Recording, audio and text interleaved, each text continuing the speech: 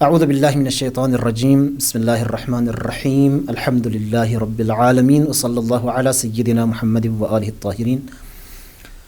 اس درس میں اور اس کے بعد والے دروس میں ہم قرآن کے نزول کے حوالے سے آپ سے گفتگو کریں گے۔ قرآن کریم میں قرآن کے نزول کو بیان کرنے کے لیے مختلف الفاظ استعمال ہوئے ہیں، جن میں سے ہر لفظ کا ایک خاص معنی اور ہر لفظ کی ایک خاص دلالت ہے۔ مثلا لفظ نزول آیا ہے نزل به الروح الامین، روح امین نے یہ کتاب نازل کیا علی قلبک، پیغمبر خدا کے قلب پر، لتکون من المنذرین، تاکہ آپ ڈرانے والوں میں سے ہو جائیں۔ یا لفظ انزال آیا ہے باب افعال سے، انزلنا سے، انا انزلناہ فی لیلۃ القدر یا فی لیلۃ مبارکہ۔ تنزیل آئی ہے باب تفعیل سے، انا نحن نزلنا الذکر وانا لہ لحافظون۔ تو ان میں سے ہر لفظ کی ایک خاص دلالت ہے، خاص اس کا معنی ہے۔ لفظ مجیء آیا ہے اتیان، عطا، مثلا وحی کا لفظ، قراءت کا لفظ، ترتیل، تلاوت، القاء، تلقی، تعلیم، قص، فرض، اس طرح کے مختلف الفاظ آئے ہیں۔ ان سب کے حوالے سے الگ الگ گفتگو ہو سکتی ہے، لیکن یہاں پر چونکہ ہم صرف نزول کے حوالے سے بحث کریں گے، لہٰذا خود لفظ نزلہ اور اس کے جو مشتقات ہیں ان کے حوالے سے ہم تھوڑی تفصیل سے آپ سے گفتگو کریں گے۔ دیکھیے، نزول ثلاثی مجرد سے، انزال باب افعال سے، تنزیل باب تفعیل سے، اس طرح کے الفاظ جہاں بھی استعمال ہوئے ہیں وہاں پر عام طور پر اس کتاب کی نسبت خداوند متعال کی طرف دی گئی ہے اور پورے قرآن کریم کے نزول کے حوالے سے گفتگو ہوئی ہے۔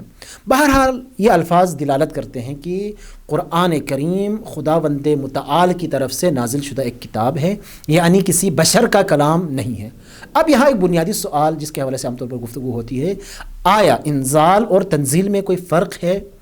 آپ جانتے ہیں کہ لغت کے کچھ ماہرین اور کچھ مفسرین نے ان دونوں کے درمیان، یعنی لفظ انزال اور لفظ تنزیل کے درمیان فرق کرنے کی کوشش کی اور کہا کہ لفظ انزال وہاں استعمال ہوا ہے جہاں پر نزول دفعی کی، یعنی ایک مرتبہ قرآن نازل ہونے کی بات کی گئی ہے، جبکہ اس کے مقابلے میں تنزیل وہاں استعمال ہوا ہے کہ جہاں پر قرآن کے آہستہ آہستہ نازل ہونے کی، یعنی نزول تدریجی کی بات کی گئی ہے۔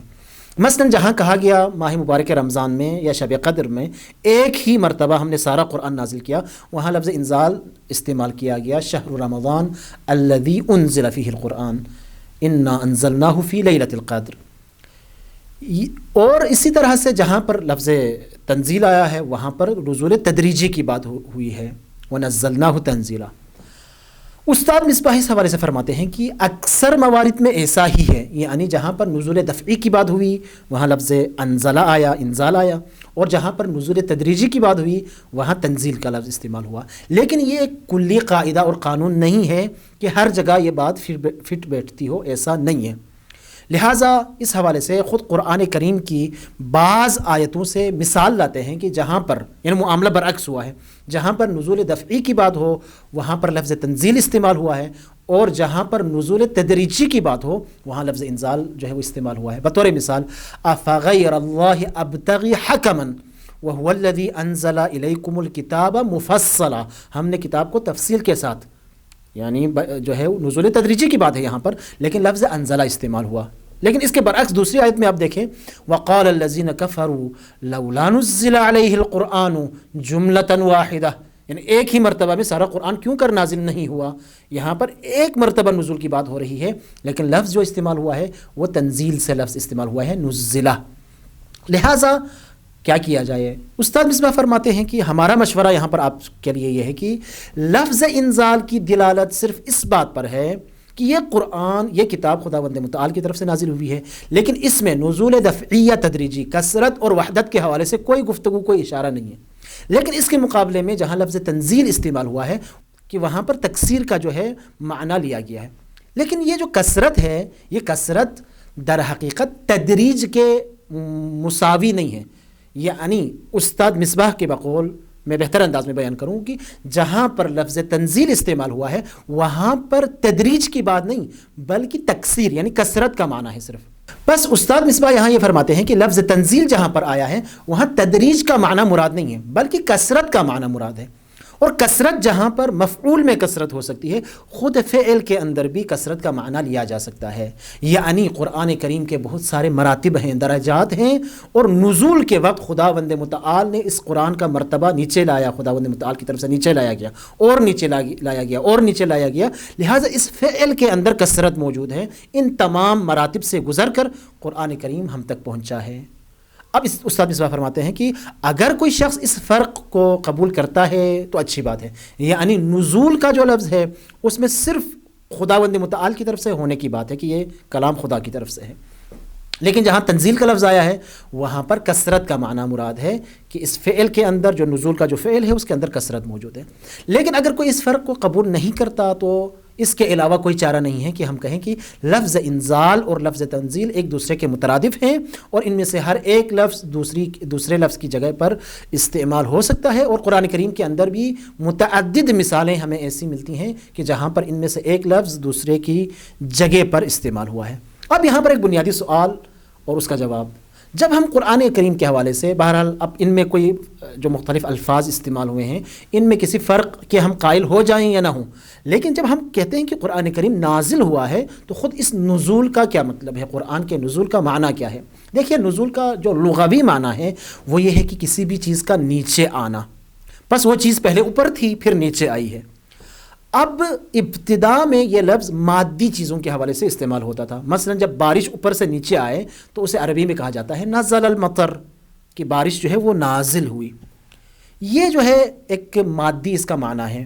پھر بعد میں اعتباری نزول، کہ جہاں پر کسی چیز کا مقام، مرتبہ، اس کا سکیل مثلا آپ کہیں وہ کبھی اوپر چلا جاتا ہے کبھی نیچے آ جاتا ہے. جیسے مثلا آفس میں ہوتا ہے، سکیل جو ہے اس کا اوپر چلا جاتا ہے، بعد میں اس کا نیچے بھی اس کا سکیل کیا جا سکتا ہے، تو وہاں پر اس کو بھی نزول اعتباری کہا جاتا ہے. ایک اور نزول کا معنی جسے نزول معنوی کہا جاتا ہے. نزول معنوی یہ ہے کہ ایک چیز اس کا جو مرتبہ ہے وجودی حقیقی جو مرتبہ ہے وہ اوپر ہو، اس کو حقیقتاً اس کا مرتبہ آہستہ آہستہ نیچے لے کر آیا جائے، تو اس معنی میں بھی استعمال ہوتا ہے. قرآن کریم کے حوالے سے مادی نزول معنی نہیں رکھتا. یعنی جس طرح سے بارش نازل ہوتی ہے قرآن کریم اس طرح سے نازل نہیں ہوا، چونکہ جب بارش نازل ہوتی ہے تو بارش جب نیچے ہو تو اوپر نہیں ہے، اوپر ہو تو نیچے نہیں ہے. لیکن قرآن کریم کے حوالے سے جب قرآن کریم نازل ہوا ہے تو قرآن کا جو مرتبہ لوح محفوظ میں ہے وہ اپنی جگہ برقرار ہے، اور اس کے باوجود ایک نچلا مرتبہ جو ہم تک پہنچا ہے وہ بھی اپنی جگہ برقرار ہے. لہٰذا نزول مادی یہاں معنی نہیں رکھتا. نزول اعتباری بھی معنی نہیں رکھتا، چونکہ قرآن کریم کے حوالے سے کوئی بھی چیز اعتباری نہیں ہے. اور اس میں جو فرشتہ درمیان میں واسطہ بنتا ہے، خود خداوند متعال، اور اسی طرح سے باقی جتنی بھی چیزیں، خود قلب پیغمبر پر یہ قرآن کریم نازل ہوا ہے، ان میں سے کوئی بھی چیز مادی نہیں ہے. لہٰذا مادی معنی جو ہے وہ نہیں ہو سکتا، اور اعتبار بھی نہیں ہے، چونکہ قرآن کریم کے مرتبے کو کبھی اوپر کبھی نیچے نہیں اعتباری طور پر جو ہے کبھی اوپر لے جایا گیا ہو کبھی نیچے لے کر آیا گیا ہو، یہ بھی نہیں ہے. اور اسباب نزول جن کے مطابق قرآن کریم نازل ہوا ہے وہ اسباب نزول بھی اعتباری نہیں ہیں. لہٰذا در حقیقت قرآن کا جو نزول ہے وہ حقیقی اور معنوی ہے. اس کا مطلب یہ ہے قرآن کا ایک مرتبہ ہے، بہت بلند مرتبہ جو علم الہی کا مرتبہ ہے، یا آپ اسے کہیں وہی لوح محفوظ میں جو قرآن ہے. اب خداوند متعال نے جب یہ ارادہ کیا کہ اپنا جو علم ہے اس کا ایک مرتبہ، اس کا ایک درجہ، اس کی ایک مقدار انسانوں کے اختیار میں قرار دے دیا جائے، تو اس کے لیے وہ اس کلام کو کئی مرتبہ اس کا رتبہ نیچے لے کر آیا، یہاں تک کہ قرآن کریم نے جو علم الہی کا مرتبہ تھا، جو ایک مجرد چیز تھی، اس کا مرتبہ خداوند متعال نیچے لے کر آیا تاکہ وہ الفاظ اور عبارات کا وہ جامہ اور لباس پہن سکے اور عام بشر کی اس تک دسترسی ممکن ہو سکے. علم الہی نے در حقیقت الفاظ کی شکل میں تجلی کی. اب قرآن کا یہ جو مرتبہ ہمارے پاس ہے، الفاظ والا جو مرتبہ، عبارت والا جو مرتبہ اور مقام ہمارے پاس ہے، اس حقیقی قرآن سے جو عند اللہ ہے، خدا کے ہاں ہے، اس کے کئی مراتب جو ہے وہ نیچے ہیں.